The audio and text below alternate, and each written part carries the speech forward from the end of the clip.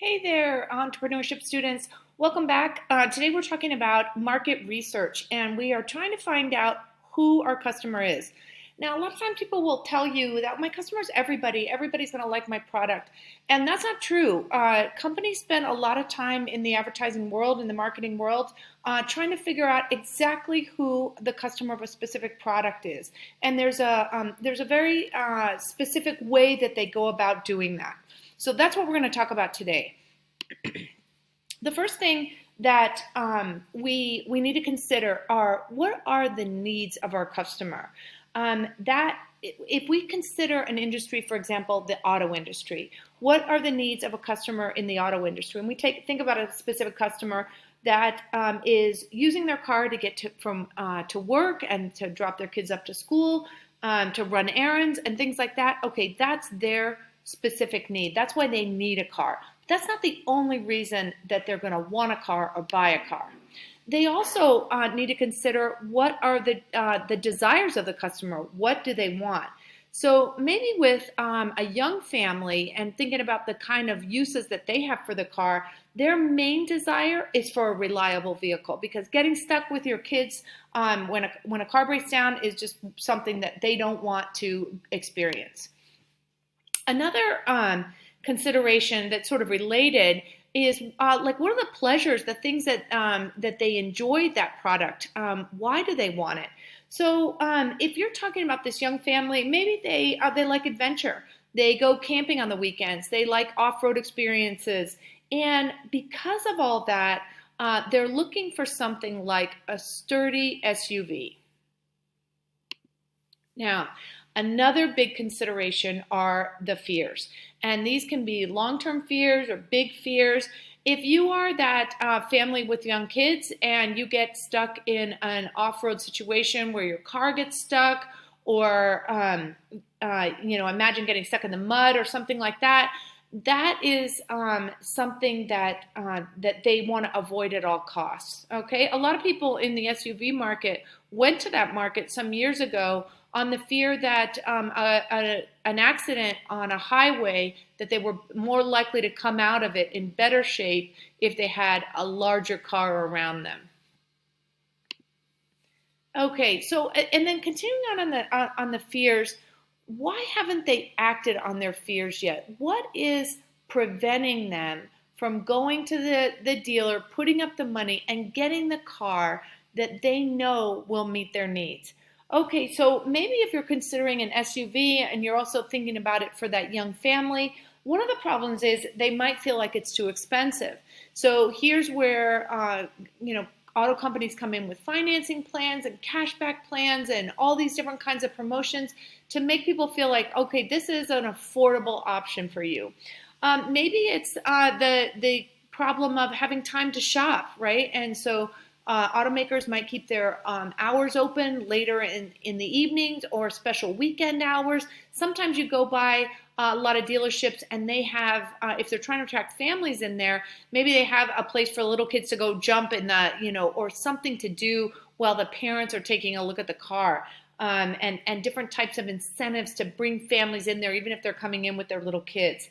Maybe they're worried about convenience and is it too far to get to the dealer? So how does the specific dealership answer all of these fears and bring in the customer that they're targeting that product for? This is something we're thinking about. Let's take an example of market segmentation for a Campbell's soup product, for example. Now, market segmentation is breaking down the buyer of your product into all of these different categories, okay? It's a group of people that demand similar products or services. Again, trying to nail down who is your customer. So if we look at market segmentation groups, for example, by geographic region, we found out, well, Campbell's found out anyway, that the buyers of their soup in the western part of the United States, for example, prefer spicier soups. So this soup that you're looking at, the picture of the soup that you're looking at here, is going to be available in the West, but not so much in the East. Now, I know that large department stores do the same kind of thing. The fashion trends in New York, for example, is whether you're talking about Macy's, a company that sells in New York, and, for example, Dallas, it's going to be different types of clothing lines that are available in each of these different markets because of these segmentation considerations. So geography is one important consideration. The demographic is another. What is the age, the male and female population that's buying your product? What's their income level, marital status, education level, and things like that. So Campbell's will do a lot of research into who is buying their products, right? Is it a busy mom who wants a convenience thing, a quick dinner? Is it a bachelor on their own trying to figure out that doesn't know how to cook? What is the demographic of the people that are using the product? The other idea is in market segmentation is the psychographic. What's their social status, their preference for luxury goods, and things like that. This would also go into the idea of what are their hobbies, what do they like to do, are they an introvert or an extrovert, what are their TV watching habits, and things like that.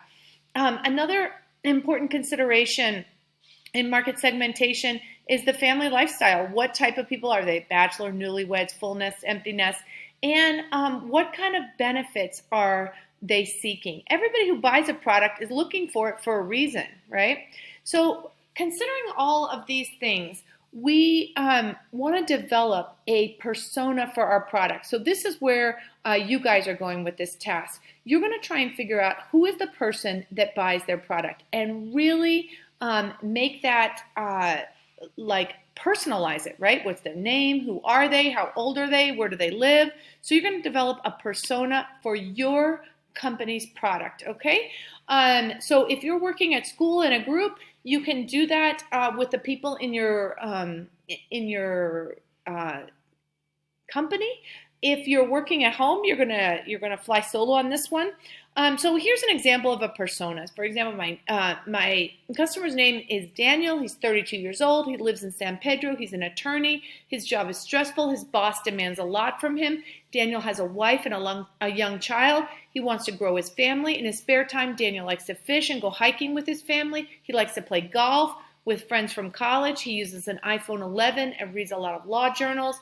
He gets most of his news online. He spends approximately 15 minutes on social media a day. He follows and the two sites that he likes to follow. So this persona, you're going to develop it as a written little paragraph like you see here, but also a physical person, right? You can cut and paste, put together hands and feet and eyes and everything else from different people. Or think about what is the persona? What is the persona of the person that's buying your product? So you're going to create that paragraph and create a visual image of that. That could be cutting and pasting. It could be doing something digitally, but you're going to either turn in a picture of it or turn in the actual. No, I think we'll turn in a picture of it into a formative assessment in Unified Classroom called Persona. Okay, so that's your task today, is to go through and really think deeply about your client and what they want.